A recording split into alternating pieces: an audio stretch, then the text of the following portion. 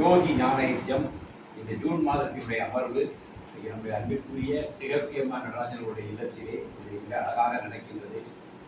இதில் முதலில் உபனிஷத்தினுடைய முண்டக உபனிஷத்தினுடைய முதல் 2 அத்தியாயங்கள் ஏற்கனவே பார்த்தோம். இப்போ 2வது முண்டகம், அந்த 2வது காண்டம் தான். அதில் 2 காண்டம் இருக்கு.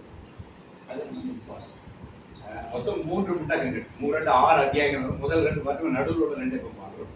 அடுத்த கடைசி ஏற்கனவே முண்டக உபனிஷத்துல பின்னணி சொன்ன மறந்து கூடாது. முண்டக உபனிஷத்து என்பது பிரம்மா தன்னுடைய புத்திரனான ஜேஷ்ட புத்திரன், தன்னுடைய மூத்த புத்திரனான அதர்வனுக்கு பிரம்ம வித்தை என்னங்கிறத கற்றுக் கொடுத்தார்.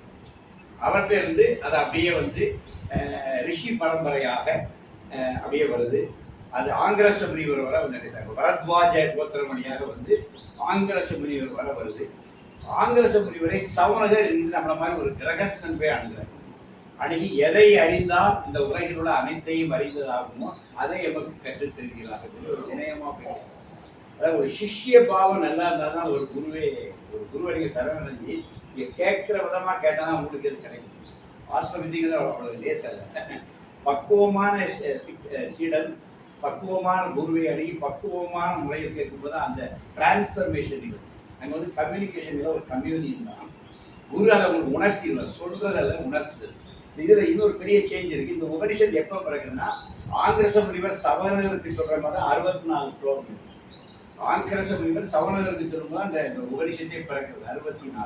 ஆனால் அதுக்கு இந்த உபனிஷத்து டிராவல் பண்ணி நீங்கள் நல்லா புரிஞ்சுக்கணும். ஞானம் என்பது வார்த்தைகளால் வழங்கப்படுவது. நல்லா புரிஞ்சுக்கணும். ஞானம் என்பது உணர்த்தப்படுவது, உரைக்கப்படுவது. அதான் தமிழ்ல கண்டவர் விண்டிலர், விண்டவர் கண்டிலர்ங்கிற வார்த்தை தமிழ் ஆஃப்லைட் நல்லா உங்களுக்கு தெளிவாக வாங்க. ஞானத்தை நீங்கள் உரைக்க முடியாது, சொல்ல முடியாது. ஞானத்தை உணர்த்தலாம். அது யாரால் உணர்த்த முடியும்? ஞானியால் மட்டுமே உணர்த்த முடியும். நம்மளாம் அஞ்ஞானி. ஆனால் என்ன பண்ணலாம்? அதை தேடலாம், அதை நெருங்கலாம். அது அப்படியா இப்படியான்னு சொல்லி அது ஏற்கனவே அதுதான் அந்த ஸ்லோகங்களை வச்சுட்டு போயிருக்காங்க. குறைந்தபட்சம் நீங்கள் கருத்து ரீதியாக இதை தெரிஞ்சுக்க. அது அனுபவம் ஆகும்போது அந்த ஞானம் உங்களுக்கு பூரணமாக விடாது. ஓகே, இப்போ நம்ம இந்த வகுப்புகள் எல்லாமே ஒரு கருத்து ரீதியாக உங்களுக்கு அதை சேர்க்கணும். உங்களுடைய ஆத்ம பக்குவம் வரும் பொழுது இதனுடைய அர்த்தம் ஒரே நாளில் ஒரு நொடியில் பிறகு. ஞானம் என்பது ஒரு நொடியில் பிறகு. அதெல்லாம் நாட்கணக்கெல்லாம் வேண்டாம். ஆனால் இந்த தவம் இது நீண்ட நெடிய தவம். ஞானத்திற்கான தவம் முயற்சி நீண்ட காலம் போகும். ஞானம் பிறப்பது என்பது ஒரு கணத்தில் குரு வருளால் பிறக்க பிறந்த மறு நிமிடமே எல்லா விஷயமும் தெரியும். அதுக்கப்புறம் பரதலா படிக்கிறதுக்கு ஒன்றும் இல்லை. அது பூரணமா இதை நம்ம புரிஞ்சுக்கணும்.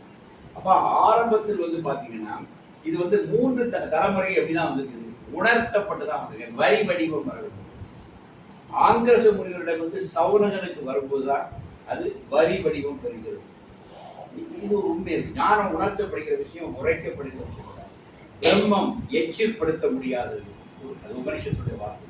பிரம்மம் எச்சிற்படுத்த முடியாது. தட் மீன்ஸ் பிரம்மத்தை நீங்க சொல்ல முடியாது. அப்ப யாரால முடியும்? யோகிராம் சுகுமாரால் முடியும். ஏன்னா சாமி நான் சொல்றேன், சாமி யோகின்னு அவர் சொன்னதே இல்லை. ஆனால் அவர் பார்த்தாலே தெரியும் அவர் யோகி. அவரால் அவர் பேசுறது இல்லை. Very poor orator. ஆனால் அவரால் என்ன முடியும்? உங்களை மாற்றிடும். இப்போ நாங்கள்லாம் நல்லா புரிஞ்சு உபன்யாசம் பண்ணிட்டு கூட நல்லா புரிஞ்சுங்க. உபன்யாசம்னா அது ஹியூமன் லெவல் கம்யூனிகேஷன். ஆனால் ஞானம் என்பது உபன்யாசம் பண்ணி உணர்கிற விஷயம் அல்ல. அது மௌனத்தில் டிரான்ஸ்ஃபர் ஆக விஷயம். அது மௌனத்தில் தான் மேக்சிமம் உங்களுக்கு நாங்கள் தர முடியாது ஏரியா. அப்போ இது ஒரு விஷயம். ஞானம் என்பது ஆழ்நிலை மௌனத்தில் அந்த குருன்றது சிஷியன். அது ஒரு கணத்தில் பாயிற ஒரு சத்தியம், ஒரு பேரொழி. அது ஒளியாக தான் மாறும். இதை நம்ம உள்வாக்கி இதெல்லாம் படிப்போம். இதெல்லாம் படிக்கிறோம். ஆனால் புரிஞ்சுக்கணும், இது ஞானம் அல்ல. இது ஞானத்துக்கான பாதை. ஞானத்தின் அருகில் நம்மை கொண்டு சேர்க்கும். ஞானம் என்பது குருவர்களால் ஒரு அனுபவமாக உங்களுக்கு பின்னாடி உணர்த்தப்படும். அது என்னாலே ஈசனே அறிவான். இப்போ அப்படி வரும்பொழுது அந்த 2 விஷயம் கேட்குறாரு. சௌரகனுக்கு அவர் சொல்றார், தம்பி 2 ஞானம் இருக்குது உலகத்தில். பரஞானம், அபராஞானம். பரஞானங்கிறது பர வாழ்க்கைக்கான ஞானம். அபராஞானங்கிறது ஈக வாழ்க்கை. இப்போ வாழ்க்கையில் 2 பகுதி இருக்கிற. ஒன்று இக வாழ்வு, இன்னொன்று பர வாழ்வு. இப்போ நம்ம இக வாழ்வுங்கிறது இவ்வுலக வாழ்வு. இப்போ தம்பி அதில் இருக்கிறான், அவன் 100% சக்ஸஸ் ஆகும். பகவான்ட வேண்டாம். இக வாழ்வை பூரணமாக வாழ்ந்தாதான் நீங்கள் பரவாழ்வுக்கான நாட்டம். இக வாழ்வுக்கே மூச்சு இருந்தான்னு வைங்களா, நீங்கள் பரவாழ்வு பக்கம் வர முடியாது. ஏன்னா இகவாழ்வுடைய அன்றாட விஷயங்களுக்கே நம்ம கடந்து அல்லோலப்பட்டு இருக்க ஆளாத பரவாழ்க்கைக்கு வர முடியாது. நம்ம இகவாழ்க்கையிலேயே முடிச்சுட்டு இருக்கோம். அதனால எனக்கு அவங்கெல்லாம் ரொம்ப எனக்கு இறக்கம் தான் விட முடியல. அவங்க இகவாழ்க்கையில் ஓரளவாக அவங்க தங்களை நிலைநிறுத்தலாம் பரவாழ்க்கை அவங்க வர முடியும். அதனாலதான் நம்ம உபனிஷத்துகளுக்கு இரண்டும் முக்கியம். அப்போ இகவாழ்வும் பரவாழ்வும் உள்ள ஸ்லோகங்கள் மந்திர ரூபேன், இரண்டும் மந்திர சுரூபமாக அதே ஞானிகள் தந்தார்கள். இகவாழ்வுக்கான வழியை அதே ஞானிகள் தான் காட்டுறாங்க, பரவாழ்வுக்கான வாழ்வு ஞானிகள் காட்டுறாங்க. ஒரு மனிதன் இந்த இரண்டு அறிவையும் பெற வேண்டும். தட் மீன்ஸ் என்ன, இகவாழ்விலும் நாம் பூரண வெற்றி பெற வேண்டும். வெற்றி பெற்றால் நீ பரவாழ்வில் பூரண வெற்றி பெறுவான். இது ஆட்டோமேட்டிக் ஃபாலோ. அதனால இந்த இக வாழ்க்கையை விட்டுட்டு ஓடுறதல்ல பரவாழ்க்கை. இக வாழ்க்கையை வாழ்ந்து வெற்றி கண்டு பல வாழ்க்கைக்கு பரிணமித்தல். இது ஒரு பரிணாமம்.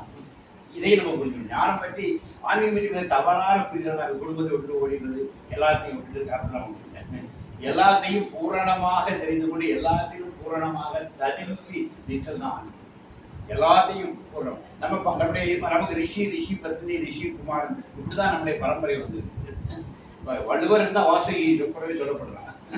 அப்ப நம்மளை பொறுத்தவரை கணவன் மனைவியாக இல்லறத்தில் இருந்து இல்லறம் நல்லறமாகி அதனுடைய ஒரு உச்சத்துல அது ஞானமாக மாறுது.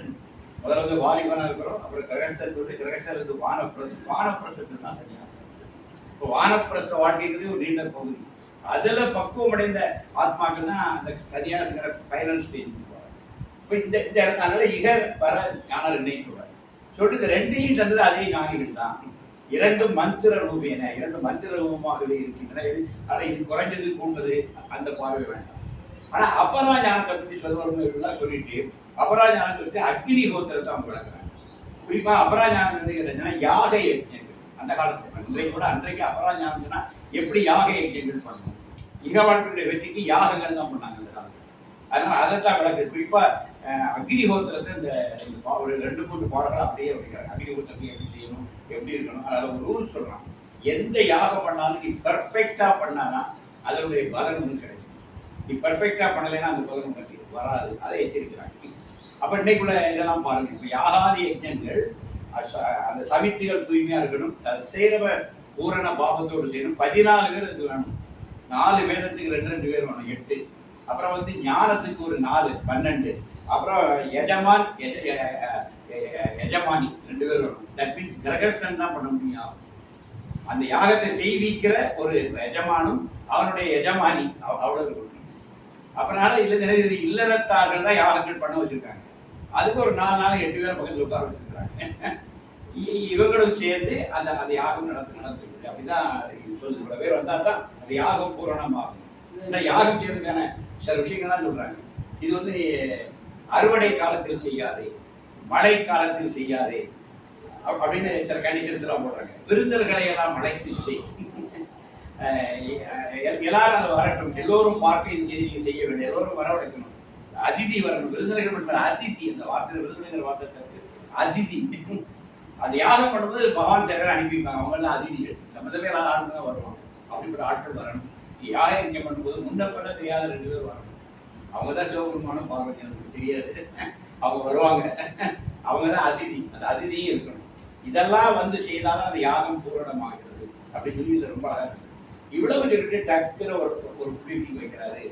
இந்த ஓட்டைப்படையில் நீ போய் சம்சார சாகரத்தை கடக்க முடியாது, அதையும் புரிந்து கொள்ளுது. ஏன்னா யாகாதி இயக்கங்கள் எவ்வளவு பண்ணாலும் அது ஓட்டைப்படையில் ஒரு ஓட்டை கப்பலில் ஏறி நீங்க படகு கிடந்த மாதிரி சொல்லிட்டு அது விளக்கு சொல்றாங்க. அப்புறம் ஞானம் என்ன செய்யும்னா, உனக்கு இந்திர பதவியை தேடி இந்திரன் தேவேந்திரமா நீங்க வாழ்ந்தது உயர்ந்த நிலையா அடைஞ்சிடலாம். ஆனா அது உன்னுடைய புண்ணிய கர்மா இருக்கவரை இந்த தேவலோகத்தில் இருப்பேன். இந்த புண்ணிய கர்மா முடிஞ்ச பழையபடி இங்க வந்து பிறகு இதை பிறப்பு இறப்பு இங்க சக்கரத்துக்குள்ள நீ மாற்றி விட்ட. அதனால அப்பரா ஞானத்தை நீ எவ்வளவு பண்ணி எவ்வளவு யாகாதி விஷயங்கள்லாம் பண்ணி செஞ்சாலும் இது கொஞ்ச காலம் நீ தேவலோகத்தில் போய் வாழலாம், தேவேந்திரனாகவே நீ இருக்கலாம், அது உச்சபட்ச அனுபவங்களை அடையலாம். அது தீர்ந்தவுடன் நீ மீண்டும் இந்த பூமிக்கு வந்து பிறப்பு இறப்பு வந்து கொள்ள அதை ஹீனமா கூட நீ மனித இனத்துக்கு கீழே கூட நீ பார்க்கலாம். திருப்பி வந்து கூட அப்போ புரிஞ்சுக்குவான், அந்த யாகாதி யஜ்ஞங்களால் அடைய முடியவில்லை. அப்ப என்ன செய்யணும்? பிரம்ம நிஷ்டையில் இருக்கின்ற ஒரு குருவை தேடி சென்று அவர்கிட்ட கேடு, அவர் உனக்கு பிரம்ம வித்தியை கற்றுத் தருவார்கள். அதுக்கு அடையாளம் சொல்லுது. அந்த குரு எப்படி இருப்பாருன்னா பிரம்ம நிஷ்டைகள் ஆழ்ந்து இருப்பார். நீங்க சுவாமிலாம் பார்த்தீங்கன்னா இருந்த மாதிரியான இல்லாதவர். யோகி வந்து நீங்க நம்மளோட பேசிட்டு மாதிரி இருக்கிற மாதிரி தான் இருந்தது. வெறுப்பால வெளியே பார்த்தா ஆனால் சுவாமியில் எதுலையுமே இல்லை. அதான் அவர் எதுலையுமே இல்லை. அவர் உள்வாங்கி தான் இருந்தார். ஞானிகள் வந்து சில நேரங்கள் வெளியே வந்து நம்ம தான் இருக்கும். பாதி நேரம் பார்க்க சாமி சைலண்டாக இருக்கட்டும். இந்த லுக் அதெல்லாமே வேற வேற இடத்துல இருக்கும். நம்மளோட அவர் இல்லை. நம்ம ஃபிசிக்கலாக நம்மளோட இருந்தார். பட் நம்ம கூட இல்லை அவர். அதான் ஃபேக்ட். சில நேரம் ஸ்பிரிச்சுவல் வருவார். சகஜ பாவத்தில் சில நேரம் இறங்கி வருவார். அந்த சகஜ பாவத்துக்கு சாதாரண உரையாடல் உயர்ந்த விஷயங்கள் அதை